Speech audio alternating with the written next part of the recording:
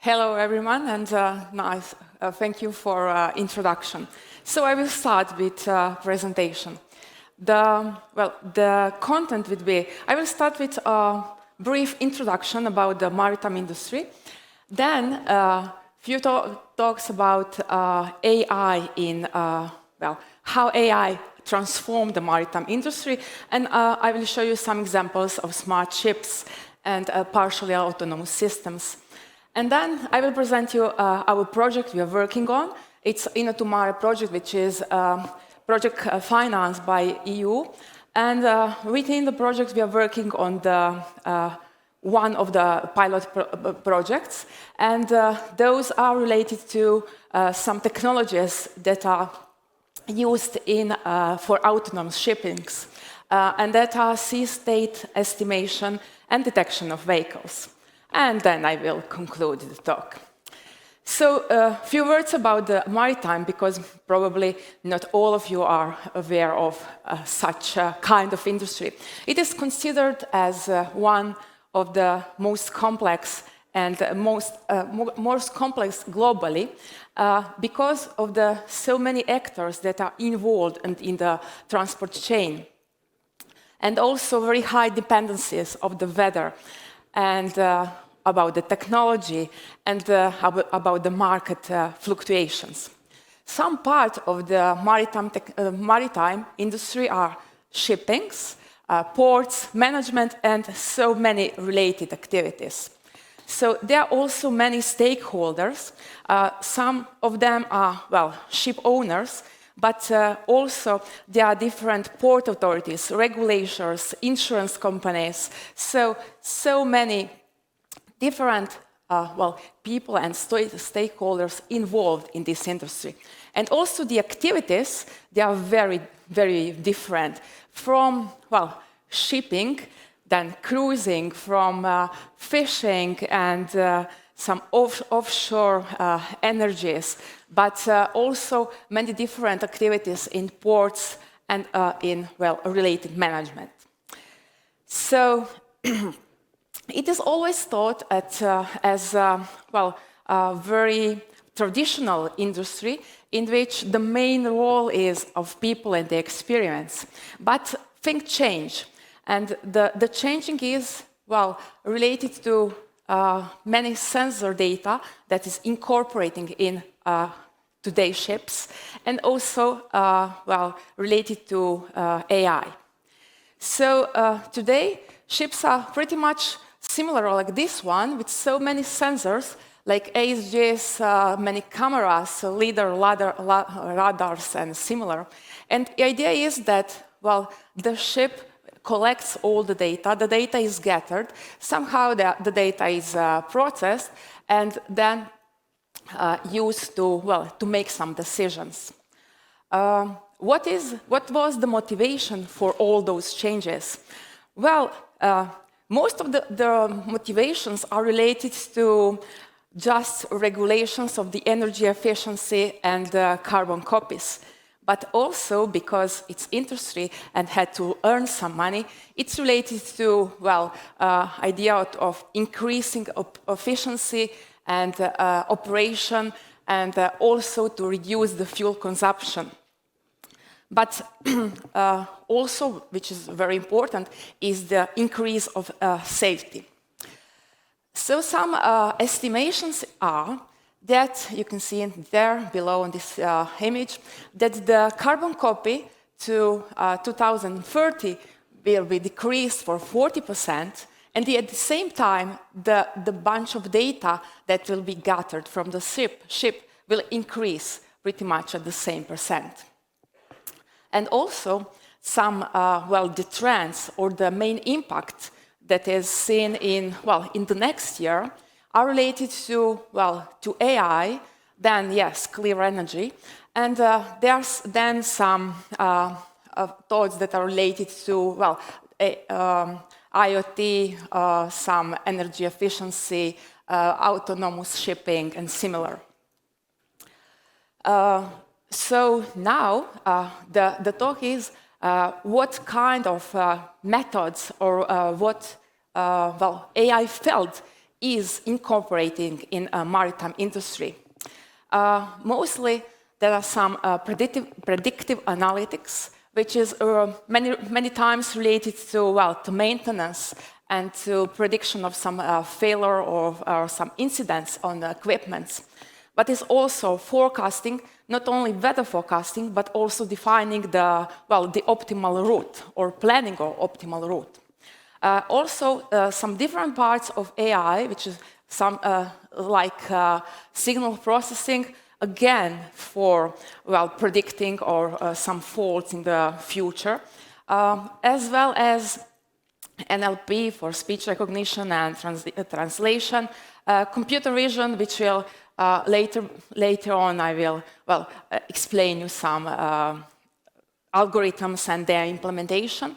They are used for detection of objects and for tracking of vessel, but also all kinds of robotics, from just automation of some repetitive process to building fully automatic ships or vessels with not pilots. The ultimate goal is to make the autonomous ship that can self-navigate and dock, and that can make some decision during the voyage. Here are some examples of AI ships or smart ships. Some of them, at the first row are some ships that are already built. The older one is from 2018. It is Falco. It is a ferry ship in Norway, already operating. On a small, it has a small section where he operates, but operates without a pilot. The second one is Yara Birkeland, which is a full electronic container ship. And the next one is Trimaran automatic Mayflower, with the idea to cross the Atlantic. Below, there are some concepts that are planned to be developed. One is from the US Navy, and the others are some autonomous ships that are financed by EU governments. So it is an early stage, but it's working heavily on that field. Some expectations are that probably for 20 or 25 years, we will have even commercial ships that will be autonomous or have some autonomous functions. But usually, there are small steps in implementing AI. So mostly some partially autonomous systems are integrated in ships.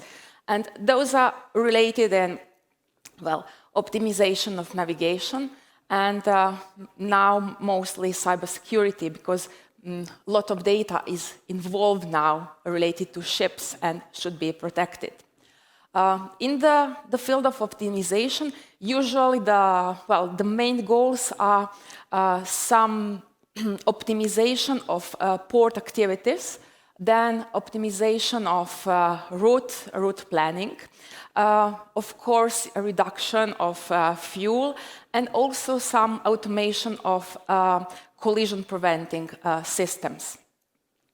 And so our research, which is related to this Inno2Mare project, is within these activities and methods.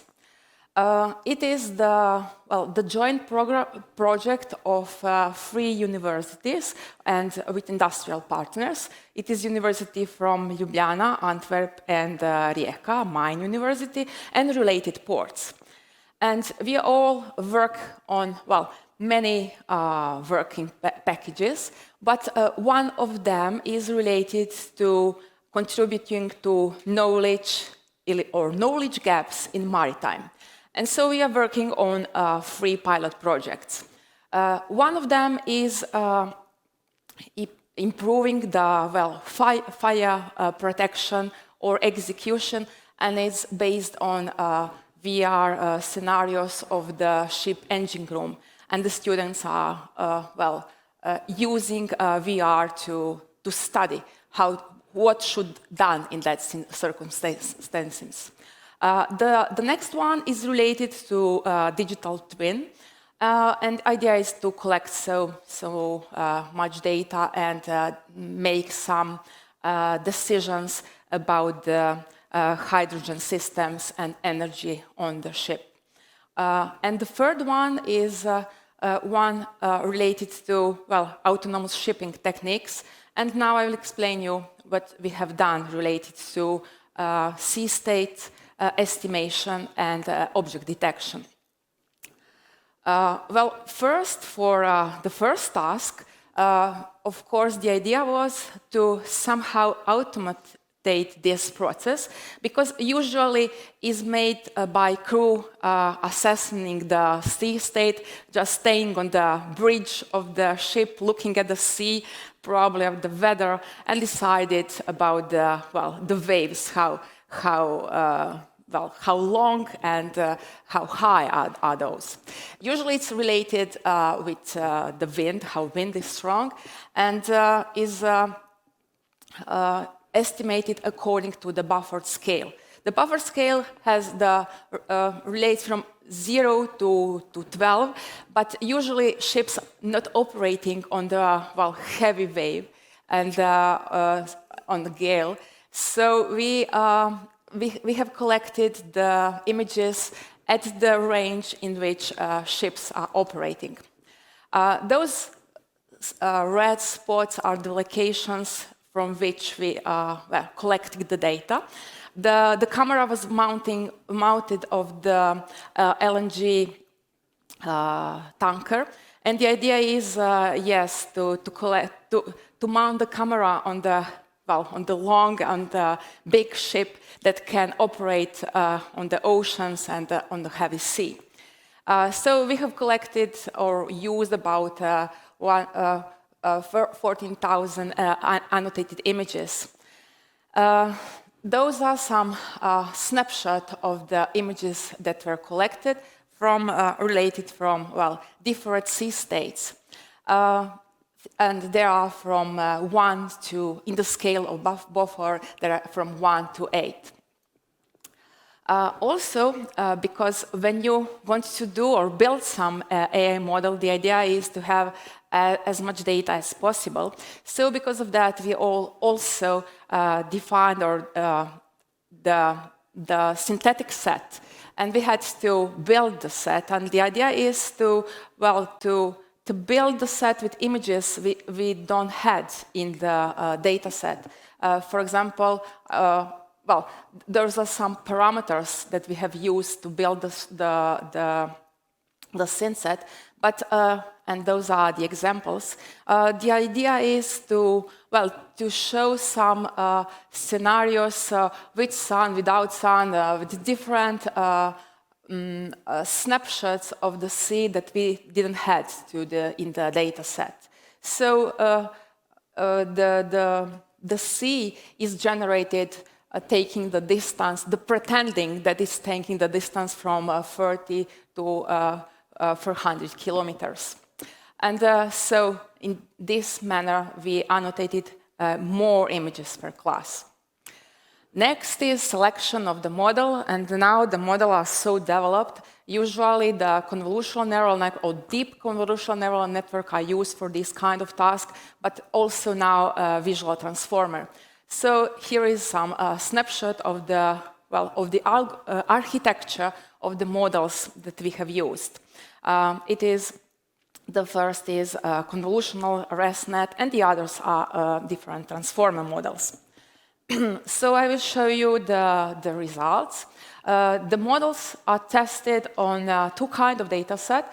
One was real estate images, and we took 100 per class. And in another scenarios, that is a combination of real and synthetic data set. In that case, we have 150 more images per class. The test set was always on real images because we want to that our model works well on real images, non-synthetic. So here are some results, and related to, well, different models. We tested a different input image, and also, and here are the results related to accuracy.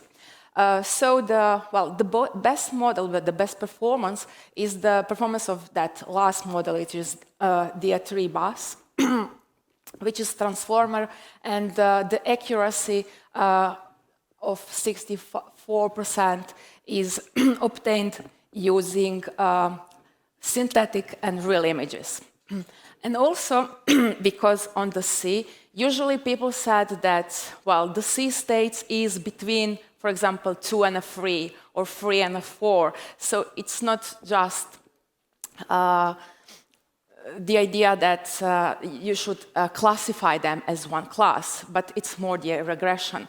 So also we have a metrics that show how good our model is, and what are the, well, the max errors. Now I will show you the demo. It is on real images, on real time. Above is the ground truth, and below you can see the estimates for the sea state. It is on, the first was on 3 Beauforts, and the second one is on a heavy ship with 6 Beauforts, heavy sea, pardon. And here is also, you can see the snapshot of the tanker from which the images were took. Next, our idea was to, to detect some small objects in the sea or small vessels for preventing collisions with them, and also to increase safety. So the idea is probably to use that system along with already built or installed system and on vessels without the ACE. The procedure was, again, similar. We had to build the data set. We took some images from different scenarios, from marinas, canals, some tourist destination, from open sea. So we collected data from stream, and then we picked some images in which we had to annotate objects. So here are, the example of the object that we were interested in. Again, when we build the data set, we had to pick the model. Usually for detection, probably the most prominent model is the YOLO. And there is some timeline of YOLO development from 2050 until now. And usually 1 or 2 models per year are developed. And you can see the image here is the first YOLO model, which was very similar to Google Net. And below is the latest version, which is YOLO 11. Now, the idea is to build the model that will be as accurate as possible. You can see it here. And also to be as fast as possible, and with few parameters as possible. So those are latest trends. In our experiment, we used YOLO 8, which is pretty much has the same results as 9 and 10. We haven't tested YOLO 11. And those are some, results that we have obtained. I can show you also on video. It is, object localization and detection. The first one is without training and fine-tuning on our data set. And the second one is when our model is used. So you can, see much better performances on that. And that is pretty much all what I want to say. So the project is, conducted under the foundation of UA with so different partners. What is nice that we from academia are working with industry, and so we can, well, stick to some well, practical problem and had insights from industry. And yes, that will be all. Thank you for listening.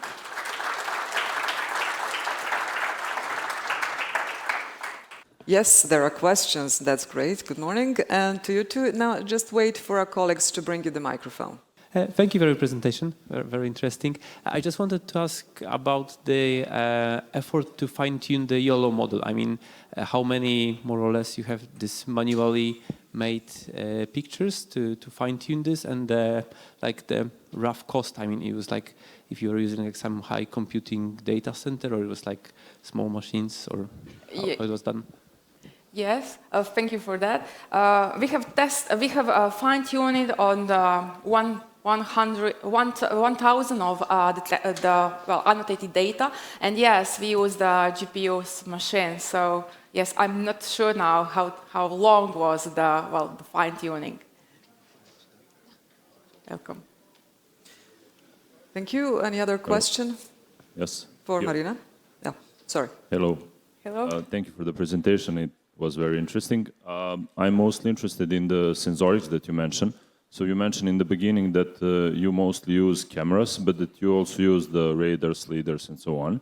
So, but afterwards we saw only the YOLO and the algorithms with the cameras. So I'm interested, did you use some data from the radars and leaders? If yes, in which purpose? And I'm also interested in, did you use cameras in, let's say, some other conditions, some other weather conditions? Did you use camera in, for example, in night, during some dark hours, and so on? Thank you. Okay. Thank you for your question. Well, we are planning to use all that kind of data from the sensors because it will be a good update to our model. And also the data from weather condition because it's very depending of the weather. And what you said about yes, we collected the data on different weather conditions. It was a weather while the ship was on the route or when the ship is docked somewhere. So we didn't pick just good weather, but whatever it was. And what was the next? Yes, and that was, well, yes, that is our idea to use some thermal cameras, but we didn't have it for now. So yes, it will be very great because, well, usually in that time many things happens. Because you mentioned the northern countries, Norway and so on, so I'm thinking about these long nights in that area and so on, which probably cameras cannot capture all the data which you showed. So to be honest, we haven't got enough money to of course, yeah. I don't expect it. I just ask. Thank you. Okay. But yes, thank you for your comment. Thank you. Do we have another question for Marina from the audience? No, but you can of course talk to Marina during the coffee break. Thank you very much for joining us today, and this is a small token of gratitude from the organizers. Thank you. Thank you.